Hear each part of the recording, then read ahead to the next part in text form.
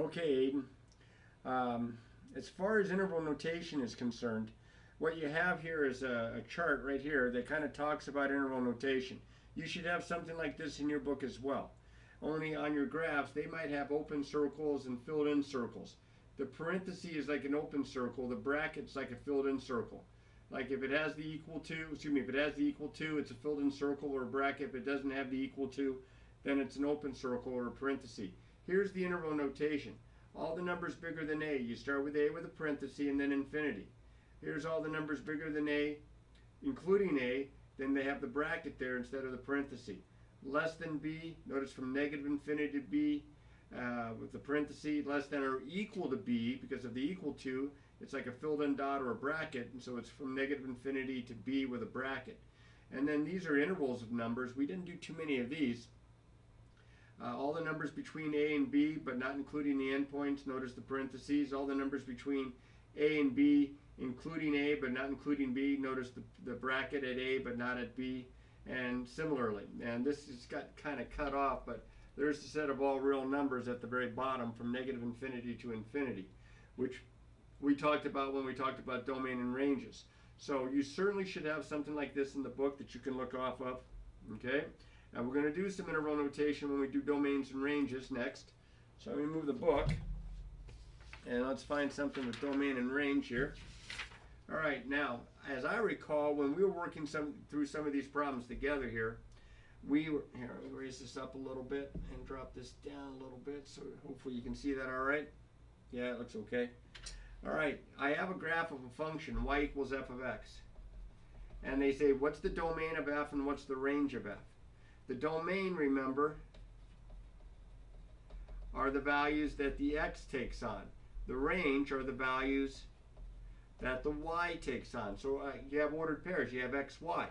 The set of all the x's make up the domain. The set of all the y's make up the range. So in this case, it says, what's the domain and range? Well, my domain for my function f, I usually use a capital D, and if I know the name of the function, I'll make it like a subscript. You can probably not put the subscript. But the domain would be all the x values that are used. Now look at just the x values. The x values, of course, have to do with the x-axis. So it looks like it doesn't include 4, but see how all the x values are used, how all the x values are used, how all the x values are used here? And the arrow means it's going to go on forever down and to the left, so all the x values to the left are going to be used. So the domain is from negative infinity to 4, but not including the 4, because notice here that it's an open circle. The range would be all the y values. So the range of the function, see up here, the y values on the y-axis. It looks like the tallest y value here is at 3, and then all these y values are being used, all these y values are being used, all these y, and this just keeps on going downward. So it's going to keep on going downward. The y values are all the numbers less than, now notice there's no open dot there, so it's like a point, all the numbers less than or equal to 3. So what we would do is we would write negative infinity, and then we would write a positive 3 and a bracket because we would include the 3.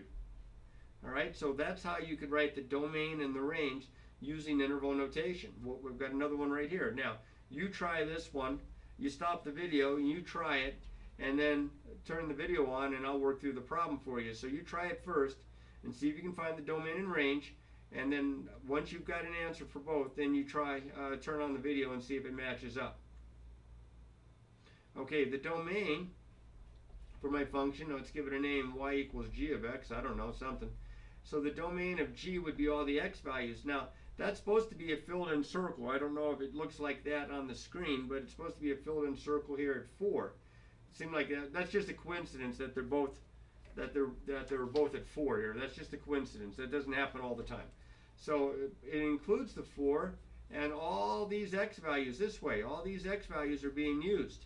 And it's going to continue because this arrow means it goes up. Here it stops, terminates. But here it keeps on going. So the domain would be from negative infinity to 4 with a bracket. The range would be all the y values. Now, unlike the last one, the y values, it kind of like it has a bottom value here at negative 4, and then all these y values are being used, and it goes up and up and up forever and ever and ever. So it would be negative 4, and it's a bracket because that's a point there, to infinity. And then a parenthesis by the infinity. There's always a parenthesis by the infinity or negative infinity. Remember, if it's all the numbers getting bigger, the infinity is on the right. You don't ever put the infinity on the left. You never put the negative infinity on the right. It's always, kind of based on the number line idea. Now, I don't know if you'll have a domain in a range like this one, because if you did, it's a function, but the domain would be a set. It would be all the x values, negative 2, negative 1, 0, 1, and 2. Negative 2, negative 1, 0, 1, and 2.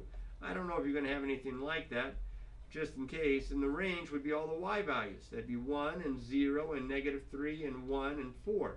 Now, if you're wondering, well, wait a minute, they have 1 twice for the y value. Does that mean it's not a function? No, the y's can repeat. The x's just can't repeat if it's going to be a function. You just don't have to write it down twice. You only have to write it down one time. So you have 1, 0, negative 3, and 4. So I'll go negative 3, 0, 1, and 4. I like to put them in order from least to greatest. Now this next example doesn't give you a graph, it just gives you a function. And it may ask, what's the domain and the range? Well, the domain here would be the numbers that I can plug in for x. Now this is the square root function. You probably should remember what the graph looks like, and I'm going to draw it for you here in a second. But what can we plug in for x? Well, it can't be negative because you can't take the square root of a negative number. It wouldn't be real. So it'd have to be all the numbers greater than or equal to 0. So x would have to be greater than or equal to 0. So the domain would be from 0 to infinity. The range, now if you plug in these, like for example, if you plug in 0, you get 0. If you plug in 1, you get 1. If you plug in 4, you get 2. As you plug in bigger and bigger numbers, you get bigger and bigger y values. So the range is going to be from 0 also to infinity. Now they don't always have the same domain as range, as you could see in the other examples. But if you looked at the graph looks something like this.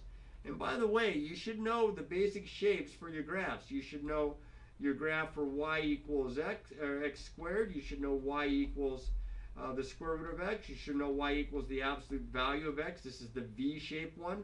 Looks like a V here. Remember, if it has like a -2 or a +3 or something, it shifts it left or right if it's inside the absolute value bars. We were doing some of those kinds of graphs as well. These are some of the basic graphs. Y equals, remember, mx plus b, slope-intercept form for a line. You should be able to recognize that and know what the graph looks like and such. Has the intercept at 0b, slope is m. All right, so let's try one more here with domain and range. This time I'm just giving you a function as well. Now remember, you couldn't take the square root of a negative. There's one other thing with functions that you can't have, and you can't have division by 0. I didn't have to worry about that in the last example because there was no fraction. But here there is a fraction. This is a rational function. And so the denominator, x minus 2, cannot equal 0. If I add 2 to both sides, this says x cannot equal 2. Because if you plug 2 in, you get 0 in the denominator. I don't care if I get 0 in the numerator. I just can't have 0 in the denominator. So my domain would be all the numbers except for 2. You say, well, how do I write all the numbers except for 2? Well, you want all the numbers lower than 2? So here's my number line. Here's 2. You want all the numbers less than 2? You want all the numbers bigger than 2. All the numbers less than 2 would be negative infinity to 2 parenthesis. All the numbers bigger than 2 would be 2 to infinity. And then you put the union symbol in between. Now, I don't know if he's going to have one like that, but you should at least see an example. If it's a rational, remember the denominator can't be 0. The range would be much more difficult. You'd really want to have a graph here of the range. As it turns out, the range of this function, you have a horizontal asymptote at y equals 1. So this expression can never equal 1. It can be bigger than 1. It can be smaller than 1. It can be smaller than 1. It can be bigger than 1. Now, if you look at that and you say, well, how'd you get the 1? Well, that takes a little bit of extra math that you may or may not know about. But when it's a rational like this, look at the coefficients of the x terms. And it would have to have the same degree terms. See how it's 1 over 1, which is 1. That's where they came from. So there's your domain and range on this one. You should be able to find the domain, but on these kinds of problems, you pretty much want a graph to be able to determine the range. Now, you're also going to have piecewise defined functions, and they might be 2 pieces, like this example, they might be 3 pieces. So you just graph it one piece at a time. That's the key. So here's a set of axes, and I'm going to graph this one.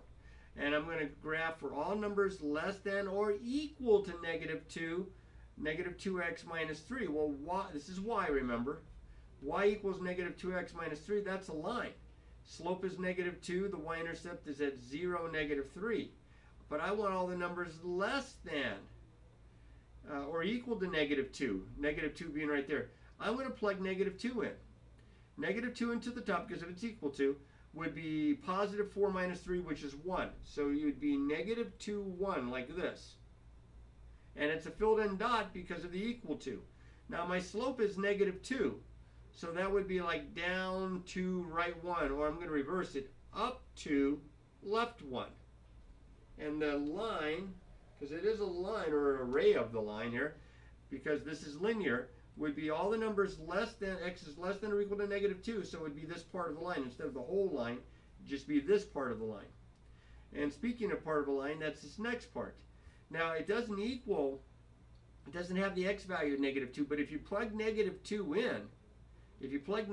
in, you would get -6 plus 1, which is -5. So at -2, you would be 1, 2, 3, 4, 5. But this time it's an open circle because we don't include that. X is not able to equal -2 for this bottom rule. But my slope is 3. My y-intercept is at 0, 1. That's way up here. See, I would go up 3 over 1, up 3 over 1, and it would look like this. So it's kind of a weird looking, I would bring a straight edge. It's kind of a weird looking combination of 2, looks like almost like rays from your geometry days. Now, this next example that's at the bottom, I'm going to try to do it on the same set of axes here, but it's I'm going to do it in pen so that you can tell the difference. So if you want to take a picture of this screen right now so that you have the answer for this, and then we'll see what happens on this bottom one. So go ahead and take a picture. Okay, take that picture. You didn't take the picture, stop it and take the picture, but I'm going to go on. This one here says g of x is equal to the absolute value of x. Remember, this is that V-shaped looking graph. The absolute value of x, as long as x is less than 2. Well, y equals the absolute value of x. Remember, we'd make the t-chart with the x and the y. And what makes this 0? Well, that'd be 0. And if you plug in 0, you get 0. I'd go 1 bigger, 1 smaller, 2 bigger, 2 smaller, and so on. And if you plug 1 in, you get 1. If you plug 2 in, you get 2. If I plug -1 in, I get 1. If I plug -2 in, I get 2. I want this for all the values of x less than 2. So at 2, 2, I'm going to put it right on the same graph. I would have an open circle here for the top one. And then I would have the rest of these points. It would look like the V shape that we have looked at before. I'm not going to be able to draw it worth a darn. But it would be something like this. It would keep on going forever and ever and ever in that direction. Now the bottom part, that's a line. Y equals the opposite of x plus 4. But this is only for x is greater than or equal to 2. So let's plug a 2 in there. Opposite of 2, -2 plus 4 is 2. So I'm at 2, 2. That's going to fill in that dot. So I fill in the dot. My slope is -1. So that would be like down 1, right 1. Down 1, right 1, and then I get the rest of this, like that. So it's all this stuff in pen here. This part here is the bottom, and this part here that had an open circle there was the top. And you just do it in pieces. It just takes some practice. I know you've got some of these problems probably in the chapter review and or chapter test on graphing these piecewise defined function and finding domains and ranges. Okay? Now, I just want to talk to you real quick about even and odd functions. I've got some examples here. All right, first things first. If it's an even function, it's symmetric to the y-axis, which means that if you fold the piece of paper on the y-axis, if you fold it up, one side overlaps the other side exactly.